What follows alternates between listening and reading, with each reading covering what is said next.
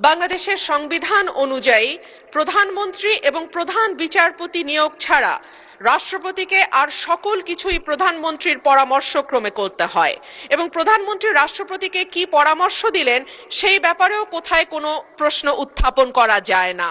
সে কারণেই দীর্ঘদিন ধরে রাষ্ট্রপতি এবং প্রধানমন্ত্রীর ক্ষমতার ভারসাম্য আনবার ব্যাপারে বারবার আলোচনা হয়েছে। সরকারি দল, বিরোধী দল ২৪-এর অভ্যুত্থানের আগে পরে সকল সময় বলা হয়েছে যে রাষ্ট্রপতি এবং প্রধানমন্ত্রীর ক্ষমতার ভারসাম্য আনা হোক। বিএনপি তার ভিশন 2030 এবং ৩১ দফাতেও এই ব্যাপারে সুনির্দিষ্ট প্রস্তাব রেখেছে। মাননীয় স্পিকার, সে কারণেই সঙ্গতভাবে আমাদের একটা এক্সপেকটেশন ছিল যে এইবার রাষ্ট্রপতি মন্ত্রিপরিষদ কর্তৃক অনুমোদিত ভাষণের বাইরে গিয়ে তার নিজের মতন করে ভাষণ দিতে পারবেন, কিন্তু আমরা দেখলাম এইবারও রাষ্ট্রপতির ভাষণ মন্ত্রিপরিষদ কর্তৃক অনুমোদিত একটি ভাষণ তাকে দিতে হলো।